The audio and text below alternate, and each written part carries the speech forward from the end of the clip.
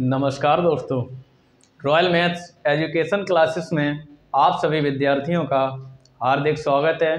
जैसे कि आज न्यू ईयर का दिन है 1 जनवरी 2024, तो मैंने ये सोचा है कि आज से मैं राजीव कुमार आप लोगों को जो हिंदी है यानी हिंदी व्याकरण, इसकी क्लासेस आज से कंटिन्यू रहेंगी, जो कि आप सभी विद्यार्थियों के लिए बहुत महत्वपूर्ण रहेंगी।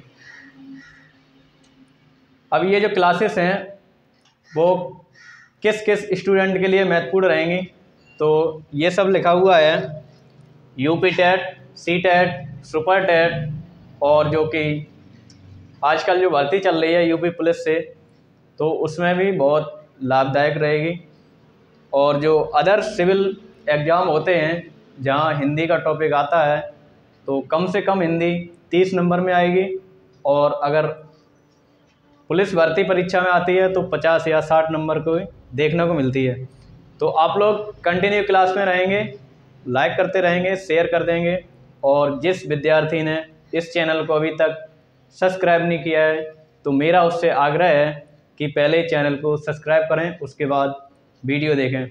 तो आज कुछ महत्वपूर्ण जानकारियां देंगे और हो सकता है कि टॉपिक को आगे भी बढ़ा दें, तो आप लोग जुड़े रहें। चलिए देखते हैं हिंदी का टॉपिक। जैसे कि हिंदी भाषा होता है, हिंदी भाषा, हिंदी भाषा के बारे में जो सामान्य जानकारी है उसे मैं पहले आप लोगों के सामने प्रस्तुत करूंगा। तो जैसे कि जो भाषा शब्द होता है, भाषा जो ये लिखा हुआ है भाषा, इस भाषा का मतलब क्या होता है? तो इस भाषा का मतलब ये होता है कि जो भाषा शब्द है ये भाष धातु से आया है, यानी भाष धातु से इसे लिया गया है। तो पहला पॉइंट इसमें ये लिखेंगे कि जो भाषा शब्द है, भाषा शब्द भाष धातु से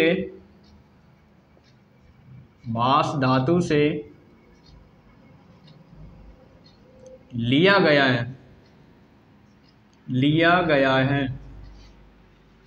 अब ये जो धातु शब्द आया है, धातु, ये भाष यानी धातु क्या है, तो आप लोगों ने संस्कृत भाषा में देखा होगा ये सब, जैसे कि भाष लिखा है और भी कई धातुएं हैं, तो ये संस्कृत से सीधा उठा करके हिंदी में प्रयोग किया गया है। तो संस्कृत से ये शब्द आया है भाष, और भाष शब्द से ही भाषा शब्द का निर्माण हुआ है। तो पहला पॉइंट हम लोगों ने जाना कि भाषा शब्द जो है वो भाष धातु से लिया गया है। अगला पॉइंट ये है कि हिंदी जो है, हिंदी को कहाँ से लिया गया है? तो वैसे तो जो हिंदी शब्द है, हिंदी को कहते हैं, हिंदी की जो जननी होती है, जननी का मतलब ये होता है कि हिंदी की जो मात्र है यानी माता है वह संस्कृत है, यानी हिंदी की जो जननी है वह संस्कृत है। तो अगला पॉइंट इसमें ये बनता है, हिंदी की जननी, हिंदी की जननी संस्कृत को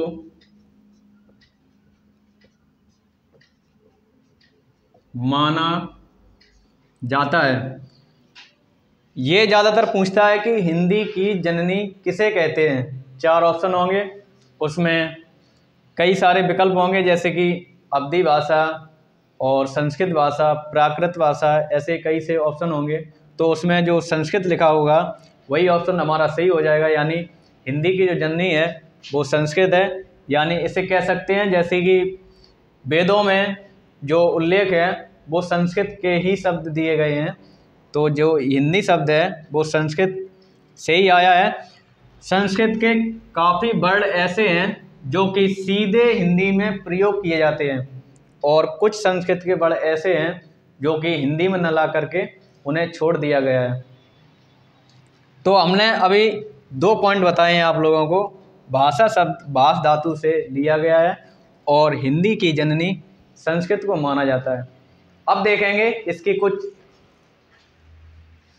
भाषा का जो विकास क्रम है, अगली हेडिंग रहेगी भाषा का विकास क्रम। अभी तक हमने भाषा को जाना है और हिंदी को थोड़ा जाना है। तो जो हिंदी का यानी हिंदी भाषा का विकास क्रम है, इस विकास क्रम का मतलब क्या है?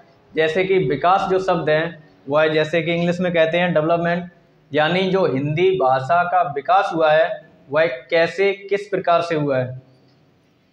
तो आप लोग हेडिंग डालेंगे भाषा का विकास क्रम, और ये 4 क्रम से विकास हुआ है इसका। पहला, सबसे पहला है बोलना, अगला है सुनना, पॉइंट नंबर 3 है लिखना, और पॉइंट नंबर 4 है पढ़ना। ये 4 प्रकार से जो भाषा का विकास है वह 4 प्रकार से होता है, यानी बोल करके, सुन करके, लिख करके और पढ़ करके। अब इन शब्दों का मतलब क्या है? अगर किसी ने कोई भी शब्द बोला है, मान लो ए व्यक्ति ने बी व्यक्ति को कोई भी शब्द बोला है, तो कैसे बोला होगा? यानी बोल करके। जब ए व्यक्ति ने कुछ बोला है तो बी व्यक्ति ने उसे ग्रहण किया है, यानी कैसे? सुन करके ग्रहण किया है। तो इसी क्रम में कोई व्यक्ति बोलता है या सुनता है, तो ये 2 प्रकार हो गए, बोल करके और सुन करके, इसका विकास हुआ है। अब जैसे ही सभ्यता का विकास हुआ है, जैसे ही सभ्यता हमारी आगे बढ़ी, तो लिखना और पढ़ना भी मनुष्य जान गया है, यानी लिख करके भी भाषा का प्रयोग किया जा सकता है और पढ़ करके भी भाषा का प्रयोग किया जा सकता है। तो ये जो भाषा का विकास है ये 4 प्रकार से है, बोल करके, सुन करके, लिख करके और पढ़ करके। आप लोग नोट कर लें। इसके बाद अगली हेडिंग रहेगी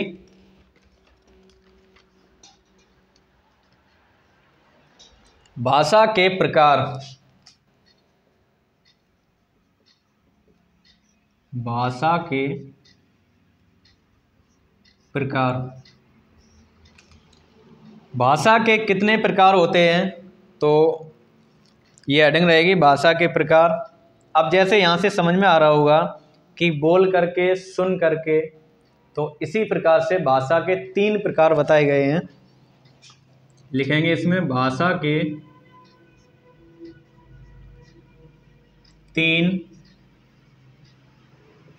प्रकार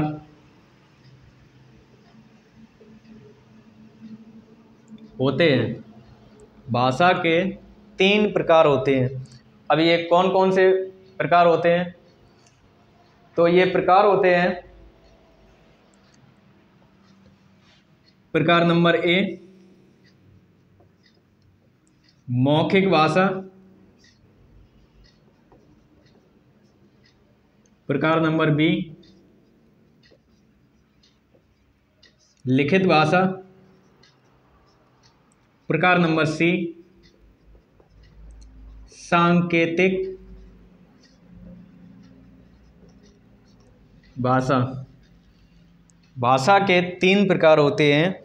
नंबर 1 मौखिक भाषा, जो कि बोल करके भाषा का ज्ञान होता है। लिखित भाषा, जैसे कि हम किताबों को पढ़ते हैं, न्यूज़पेपर को पढ़ते हैं, ये सब कैसी है? ये लिखित भाषा है। या किसी को कुछ बोलना हो तो लिख करके उसे पत्र दे दो, वो पढ़ लेगा कि हम बोलना क्या चाह रहे हैं। तो ये होता है लिखित भाषा। अगली जो सी नंबर है, ये सबसे इम्पोर्टेंट भाषा है, सांकेतिक भाषा। सांकेतिक भाषा का मतलब ये है संकेत देकर आदमी को या किसी व्यक्ति को समझाना। यानी जैसे हमने कोई भी संकेत किया, यानी नेगेटिव संकेत किया या फिर पॉजिटिव संकेत किया, तो उसे कहते हैं सांकेतिक भाषा, जिसे शुद्ध हिंदी में बोल सकते हैं कि इशारों से बात करना। तो ये 3 प्रकार की भाषा होती है। भाषा के प्रकार यानी 3 प्रकार की भाषा होती है। मौखिक भाषा, लिखित भाषा और सांकेतिक भाषा। आप लोग नोट कर लें। इसके बाद देखेंगे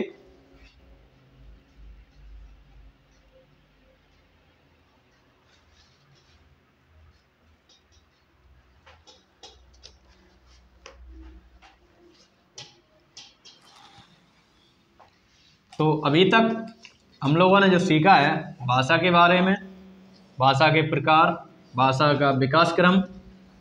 तो विकास क्रम जो है वह 4 प्रकार से है। भाषा का जो प्रकार हैं वह 3 प्रकार हैं। अब देखेंगे कि जो भाषा है, जैसे कि छोटी भाषा या राज्य स्तर पर भाषा या पूरे देश स्तर पर भाषा, इनका क्या महत्व है। तो हेडिंग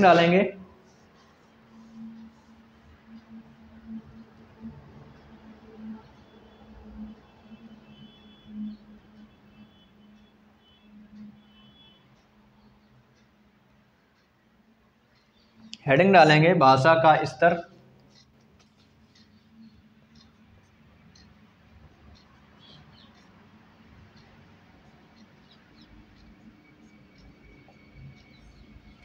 भाषा का स्तर, और इसमें नंबर 1 हेडिंग रहेगी बोली। बोली किसे कहते हैं? बोली, बोली किसे कहते हैं? बोली भी एक प्रकार की भाषा है। बोली का मतलब होता है कोई एक सीमित क्षेत्र में, सीमित का मतलब किसी सीमा के अंदर, किसी छोटे से घर के अंदर या छोटे से जिला के अंदर या छोटे से कस्बा के अंदर बोली जाने वाली भाषा बोली कहलाती है। तो इसमें लिख सकते हैं किसी सीमित, किसी सीमित क्षेत्र में, किसी सीमित क्षेत्र में बोली जाने वाली भाषा बोली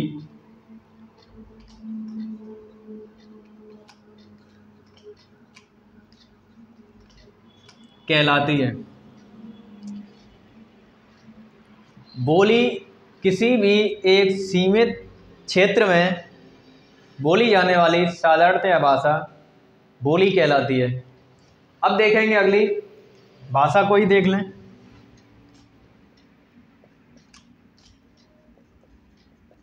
बोली, ये जो बोली है भाषा का रूप कब प्रकट करती है?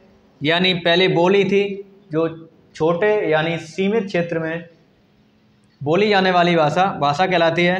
अब भाषा कब बनी? बोली से भाषा तक का विकास कैसे हुआ? तो भाषा में देखेंगे जो कि बोली है ये सीमित क्षेत्र में है, ये सीमित क्षेत्र को छोड़ करके थोड़ा और विकसित हो जाए यानी थोड़े और क्षेत्र में चली जाए तो उसे कहते हैं भाषा। यानी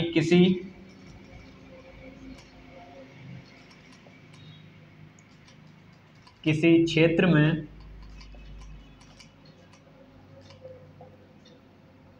बोली का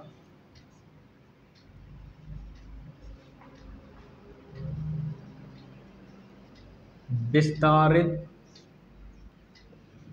रूप, किसी क्षेत्र में बोली का विस्तारित रूप ही भाषा कहलाती है। यानी कोई सीमित क्षेत्र था उसमें जो भाषा बोली जा रही थी उसे बोली कह दिया, और बोली का जो थोड़ा विस्तार हो गया यानी थोड़ा और एरिया डेवलप हुआ तो उसे कह दिया भाषा। अगली जो हेडिंग रहेगी मातृभाषा। मातृभाषा किसे कहते हैं?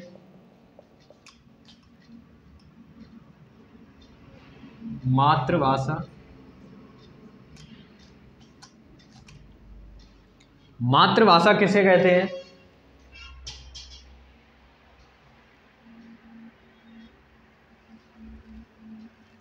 मातृभाषा किसे कहते हैं?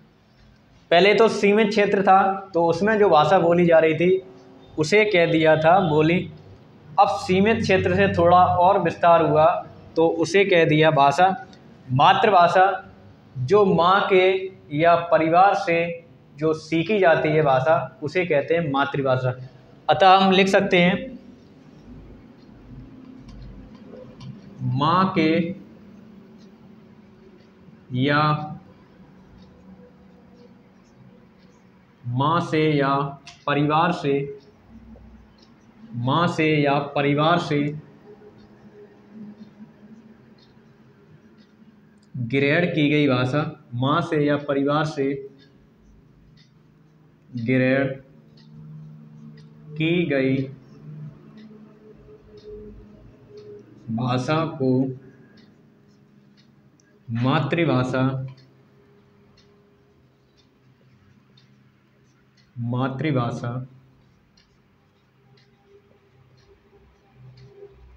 कहते हैं। माँ से या अपने परिवार से जो भाषा सीखी जाती है उसे कह देते हैं मातृभाषा। अब अगली हेडिंग रहेगी राजभाषा। राजभाषा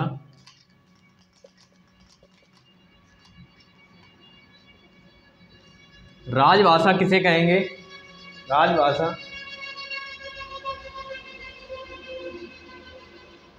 राजभाषा किसे कहेंगे?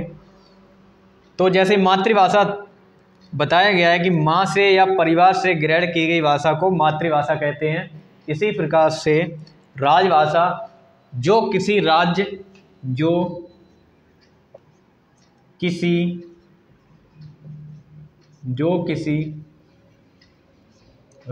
का शासन, जो किसी राज्य का शासन संचालित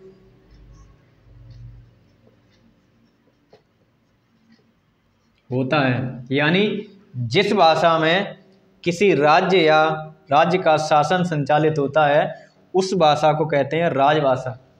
जिस भाषा से किसी राज्य का शासन संचालित होता है उस भाषा को कहते हैं राजभाषा। इसके बाद देखेंगे राष्ट्रभाषा।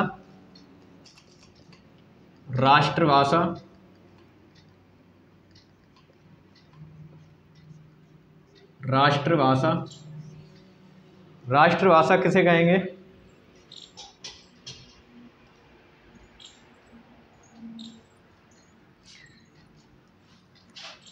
राष्ट्रभाषा किसे कहेंगे? जैसे कि राजभाषा बताया हमने, जो किसी राज्य का शासन संचालित होता है, यानी जिस भाषा में किसी राज्य का शासन संचालित होता है उस भाषा को कहते हैं राजभाषा।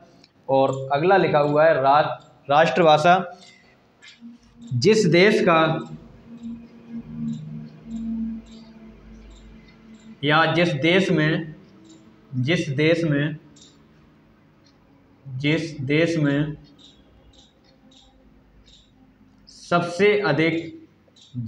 में सबसे अधिक प्रयोग की गई भाषा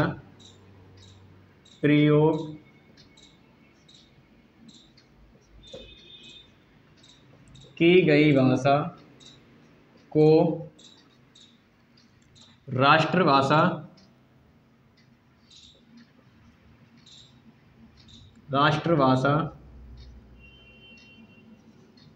कहते हैं।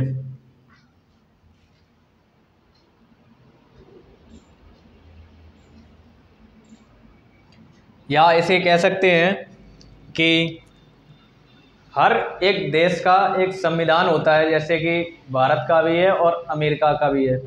अमेरिका के संविधान में या भारत के संविधान में जिस भाषा को राष्ट्र के स्तर पर, यानी जैसे कि अपने जो भारत में जो राष्ट्रभाषा है वह हिंदी भाषा है, इसका मतलब ये है कि ज़्यादातर व्यक्ति हिंदी समझते हैं और हिंदी बोलने में कोई कठिनाई नहीं होती है। तो ज़्यादातर राज्यों में, यानी भारत के जो राज्य हैं, अधिकतर राज्यों में बोली जाने वाली भाषा हिंदी है। इसलिए भारत की जो राष्ट्रभाषा है वह हिंदी है।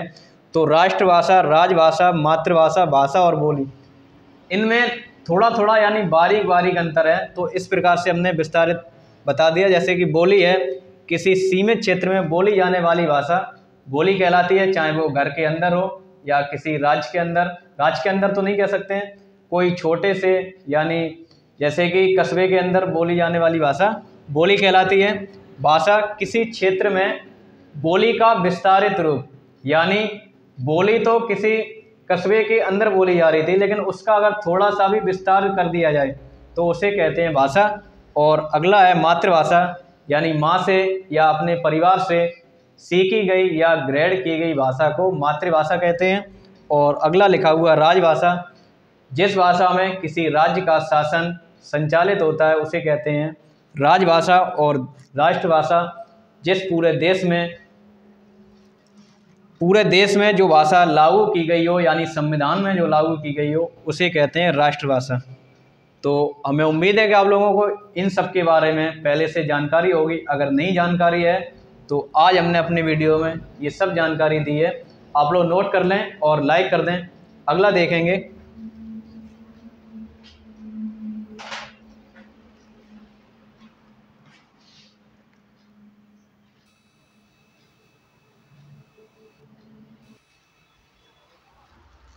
अब देखेंगे कुछ और महत्वपूर्ण पॉइंट हैं जो, जैसे कि लिपि के बारे में। हिंदी भाषा की लिपि क्या है तो उसके बारे में लिखेंगे। हिंदी भाषा की लिपि, हिंदी भाषा की लिपि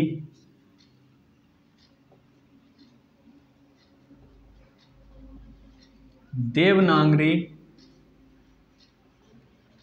लिपि है।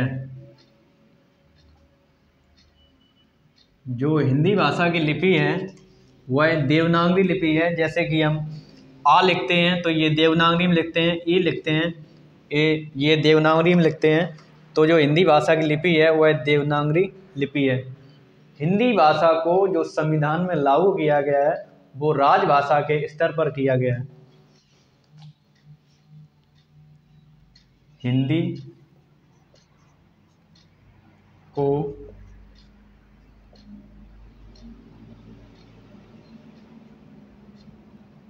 राजभाषा के स्तर पर लागू किया गया है। जो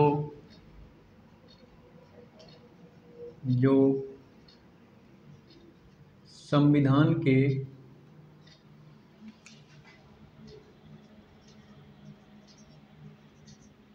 अनुसूची 8 में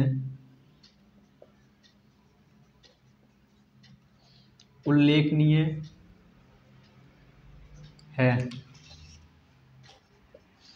हिंदी भाषा को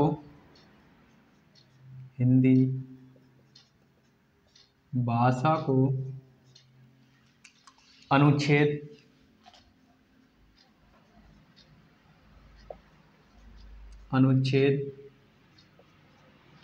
343 से अनुच्छेद 343 से 351 तक 343 से 351 तक हिंदी भाषा को अनुच्छेद 343 से 351 तक रखा गया है। हिंदी भाषा की लिपि देवनागरी लिपि है। हिंदी को राजभाषा के स्तर पर लागू किया गया है, जो कि संविधान के अनुसूची 8 में उल्लेखनीय है। हिंदी भाषा को अनुच्छेद 343 से 351 तक रखा गया है। और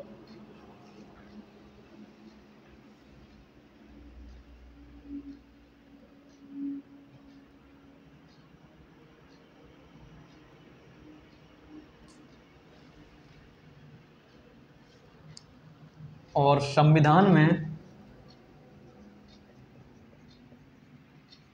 भारतीय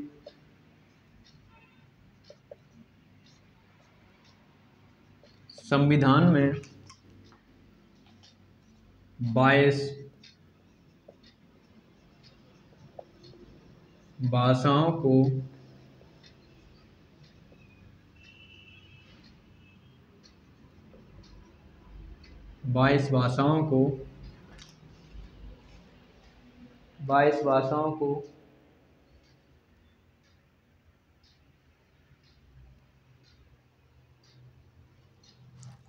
भारतीय संविधान में 22 भाषाओं का उल्लेख किया गया है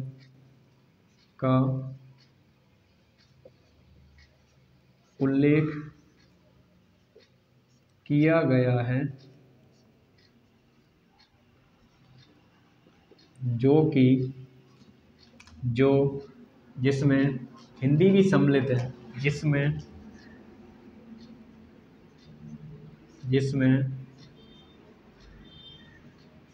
हिंदी भी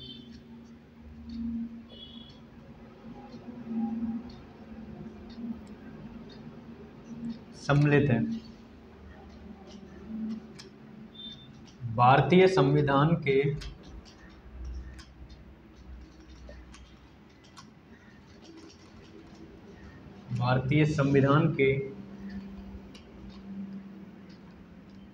भाग 17 में हिंदी भाषा का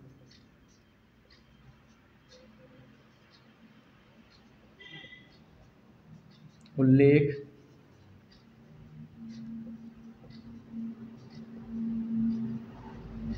किया गया है। तो हिंदी भाषा से जुड़े हुए कुछ तथ्य हैं, जैसे कि हिंदी भाषा की लिपि देवनागरी लिपि है। हिंदी भाषा को राजभाषा के स्तर पर लागू किया गया है, जो कि अनुसूची 8 में उल्लेखनीय है। हिंदी भाषा को अनुच्छेद 343 से 351 तक रखा गया है। भारतीय संविधान में 22 भाषाओं को उल्लेख किया गया, जिसमें से एक भाषा जो है वह हिंदी भी है। भारतीय संविधान के भाग 17 में हिंदी भाषा का उल्लेख किया गया है।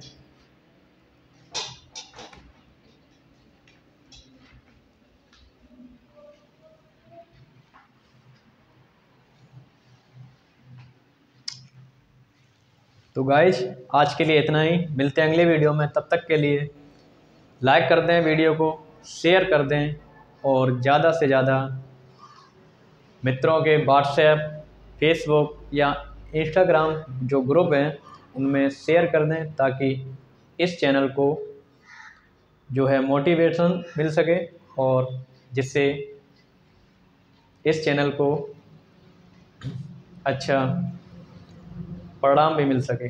तो इसके बाद अगले वीडियो में देखेंगे और सीधा टॉपिक स्टार्ट करेंगे वर्णमाला से।